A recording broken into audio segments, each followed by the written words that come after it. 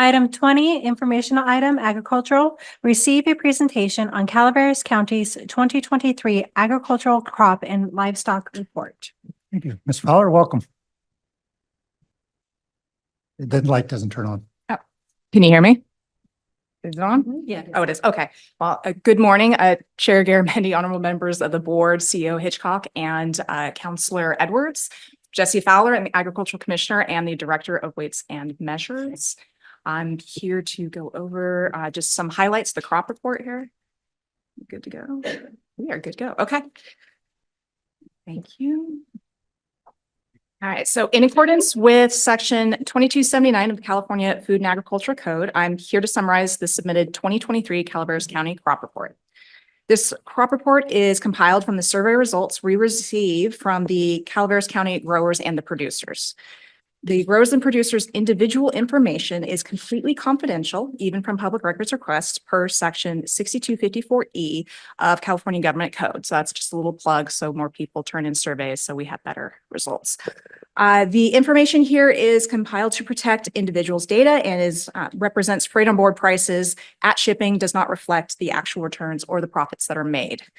I wish to express my gratitude to those who provided the necessary information to make this crop report, and as well to my staff, in particular, Pauline Montemayor, who couldn't be here today because she's actually in a training today, but she's the one who actually designs the crop report the last few years. She does an amazing job. She designed this PowerPoint as well.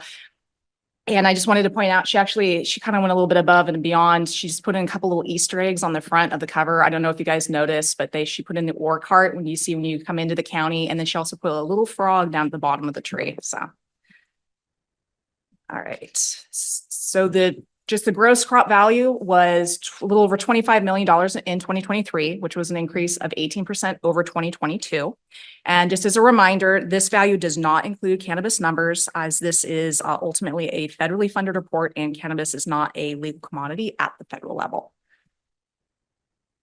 So starting with the top three commodities in order. Number one, not surprisingly, is cattle, as it is for pretty much every year, last quarter of a century. Total value there was a little over $13 million. And the number of head was fairly flat between 2022 and 2023. Cattle's overall weight was down, prices were up. So that led to that little tiny 1% increase in value. Timber was the second, as you see, so a little over $3 million. Just a little bit of a comeback as far as the increase at almost 3,200%. There are several different things that go into timber, which really makes it fluctuate. And as you can see by that graph that Pauline put in there, it swings in a kind of a cyclical fashion. And that's because harvest is usually about once every 7 years per tree stand.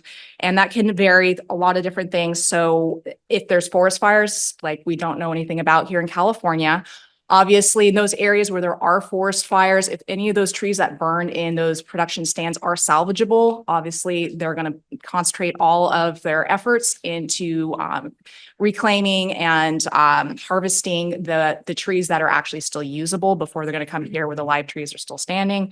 And then the other thing too would be like things like housing. So economic drivers, supply and demand, especially as there's more houses being built, increase in lumber, and therefore, you're going to see them out there harvesting more lumber.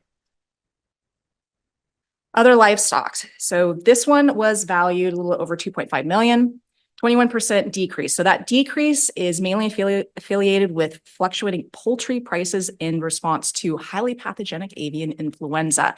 2022 was a very bad year for the avian influenza. So what happened was, not only were they depopulating a lot of meat birds, but a lot of egg-laying hens. That meant there wasn't as much to go on the shelves in the grocery stores. Prices went up. So this number is actually a correction. This is a little bit more of a normalization of what we should see year to year when it comes to poultry. And remaining commodities. So field crops and grazing rangeland. Total acreage was similar between 2022 and 2023. The decrease was in rental prices, and that's what basically drove down the overall value. Then with pasture, it was pretty flat acreage-wise, but the rental cost did go up, so therefore that 9% increase. And then hay, we had a very wet year, so that actually led to more tonnage produced and sold. Therefore, we saw this very large 324% increase in the overall commodity value. Livestock products. 2023 was actually the first year that the value of goats was higher than that of sheep. Although a lot of people are turning to goat herds to control brush and lower fire danger, we actually believe that this increase that we received was largely driven by better survey reporting responses from our goat producers. And the same can actually be said for the livestock products. So that increased over 500%. And we really believe that it's just, we have a better reflection of the agricultural sector in Calaveras when it comes to these other livestock products. As far as sheep, they also went up 40%. And that is actually thanks to a spike in production coupled with a fairly level market value. Next, we have fruit and nut crops. Total value for fruit and nut crops increased by 53% to reach $3.5 million. This increase was largely due to recovery from the hard freezes that we had in 2022 that led to a countywide disaster declaration when the freeze damaged emerging fruit and nut crop. It was actually kind of a 1-2 punch that year. So we were already in the middle of doing the disaster declaration when we had the first freeze in the middle of April, but there was a second one in the beginning of May. So those who thought that they dodged a bullet and that their vines hadn't pushed yet, a lot of them got hit by that second wave. So this is kind of, you're seeing the rebound here. You're seeing this increase of 121%. Production went up 86%. The quality was much better as well because you didn't have a lot of damaged fruit on the vine. And this kind of carried over into olives here as well. That meant that wine grapes were actually our fourth highest commodity for gross production value at $2.4 million.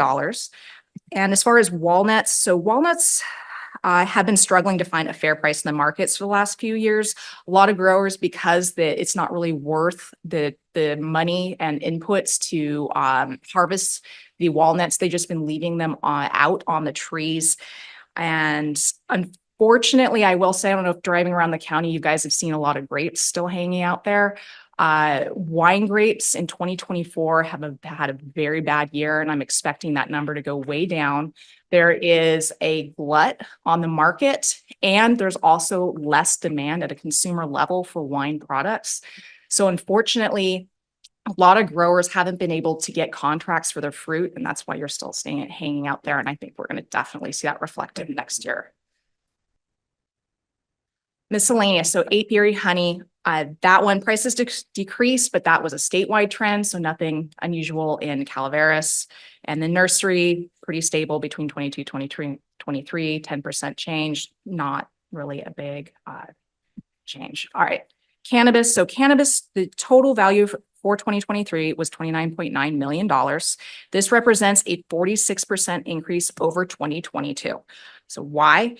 There were more active licenses grows in 2023 at 131, as opposed to only 100 active licenses used in 2022.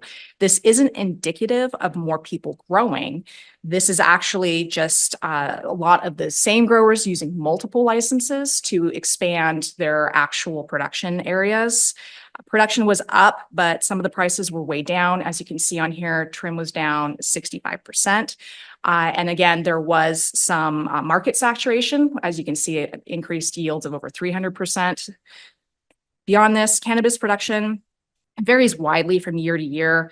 There's a lot of different inputs that can change from year to year. So how many are doing outdoor grow versus an indoor grow, number of harvests per year, the market saturation, the demand, even the strain, if they're growing indica versus sativa. And then the other things too is this is a fairly new industry and has changing regulatory requirements, large overhead costs.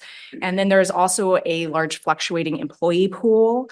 That also coupled with that there is a lot more inputs than a conventional crop, including there are vastly reduced pesticides that are approved for use on cannabis. And there is a lot more manual labor going into the actual plants themselves. Plus, there's also a needed security clearance for those employees. Therefore, you're going to see a lot of variation year to year for cannabis. All right. Department summary is just kind of some of our little widgets as far as what we're doing activity-wise within our departments, we have 13 different mandated programs within our department and 2 non-mandated. So these are some of the larger ones. So pest exclusion, these are activities to keep non-native invasive pests that are injurious to agricultural, landscaping, ornamentals, natural resources out of Calaveras County. We performed a total of 319 inspections in 2023. Pest detection, that's basically going to be like our bug trapping program. And that's where we proactively place traps to keep key species of concern, 4 key species of concern, and make sure that they don't become established in the county. We deployed 493 traps in Calaveras and checked them 2,150 times. And again, just as a little bit of a snapshot as far as why pest detection is important. Last year, there was a massive amount of, especially oriental fruit flies, but exotic fruit flies found in California. I don't even know what the cost is, but I'm sure it must be vast if they pulled over in Southern California, where they actually had to pull fruit off the trees because they kept finding. So clearly they were reproducing in the natural environment there. They pulled over 1 million pounds of fruit from residential neighborhoods, and they had to bring in scores of people from like state, county, I mean, CCC, I mean, it was crazy the amount of input just to try to get this pest out before it became established. All right, direct marketing. So this includes farmers markets and the certified producers who sell there. We conduct site visits to ensure that what is being sold is actually produced locally. Weights and measures. This is, besides pesticides, one of our largest programs. This is a program where we annually test any commercial used weighing, measuring, or counting device. This ensures a fair and equitable marketplace for both the buyer and the seller. So last year, we tested 863 devices. All right. So before I take questions, I just wanted to take a moment to thank all of our local business owners, agricultural industry, and other stakeholders, other county, state, federal partners, and of course, my staff for all their contributions to make this crop report, as well as our day-to-day operations possible. I honestly couldn't do it without my staff. So that being said, can I take any questions from you? Questions from the board? Supervisor Stopper. Thank you for all the work you do. I see it down in my district this year. We had let's see, locusts are grasshoppers, but Yeah. grasshoppers aren't all necessarily locusts. So so I learned a little education. Also, Lisa, thank you for giving me a call on the information, but thank you for doing what you can dealing with these types of pests and everything. It's crucial to the ag community throughout the county. And please keep our mosquito fish because I like them. Of course. Other questions from the board? Supervisor Harper. Yes, thank you. I always look forward to your presentations. Thank you so much. Thank you. I think Pauline knocked it out of the park. Saw the OR card, totally missed the frog. I think we're gonna miss smoke tank this year, but I also wanted to bring that up because I know that there was an issue last year as far as prescribed burning. I met with Ray the other day and with the park. And it doesnn't appear that the prescribed burns are gonna happen. I think we'll get the grapes off the vine that are coming off before the prescribed burns start, but I just want to bring that up again. I also want to say thank you because the products that we sell, the honey and the olive oil just go off the shelves like crazy. Oh, So okay. even they seem down here, we seem to see them fly off the shelves all the time. And I wanted to thank you also for your help with the farmers market and Angels Camp. That was awesome. Thank you. Absolutely. Again, I mean, we love being a resource for our community, and otherwise, yes. So as far as smoke taint, I will say whatever's left on the vine is few and far between. So I think everything that is going to be harvested has been harvested this year. I think California is 35% down in wine overall, and it's a huge concern. Yes, absolutely. Yeah, my husband's a winemaker, so I have a little insight on the trends. But yeah, he's just like pulling out his hair. Otherwise, I was going to say I'll see you guys in a month, and when I'm going to be here for my reappointment. So comments, good or bad, get them ready. Very good. I have a quick question. First, Yes, sir. Ben's earlier point, will my trees come back that got stripped by those locust/grasshopper? I don't expect, we'll see whether they really did like my olive trees a lot. But my question is, and we discussed this a little bit yesterday, and thank you very much for your time yesterday. The CDFA, I mean, we have to bifurcate this report. Yes. We have roughly 25 million in gross. We've got roughly 29 million in Mhm. gross estimated receipts for cannabis.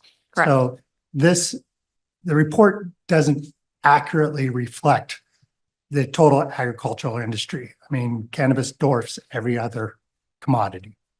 The CDFA, I understand the money comes from federal government to CDFA, and CDFA requires us to present this. The CDFA explicitly say, do not include cannabis in our report. There was an advisory from CDFA that specifically said to keep them separate. But because of your question, I did reach out to CDFA, and I also reached out to my the CACASA, so the State Commissioners Association. And this is something that we're going to look into a little bit more, just because there are a lot of new commissioners that came on after all this came down. And so just we can get absolute clarification in case questions like this do come up. I want you to be able to give us an accurate big picture of all the ags going on, and have an arm and a leg tied behind you in making that Right. case. So I hope that CDFA will recognize that this is a legal product to the state of California, and you're doing your job, and you need to represent all ag in our reports. And this is it seems a little disingenuous for CDFA to say, do this with federal money, but have a tear out page in the back to submit. I'll leave that for the Secretary of Ag to debate with the Secretary of Ag. And like I said, I'll get what information I can, some clarification as far as, where there is or is not wiggle room, and then I'll bring it back to the board and you guys can let me know what you would like me to do with cannabis or not. We just want to be able to support all the industries in this county Absolutely. that combine and stuff. I don't know about the weed part. We have a cannabis department, and that department oversees cannabis. So in my opinion, as long as we have that department, they should be the one giving us that information. Because we don't have a cattle department that gives us that. Yours is what's under it. Right now, we have under cannabis under a separate department. So that information, again, I think should be coming from them. They should be tracking that information and bringing that to the board. I will modify my statement. I support all agriculture in this county. I won't speak for the board.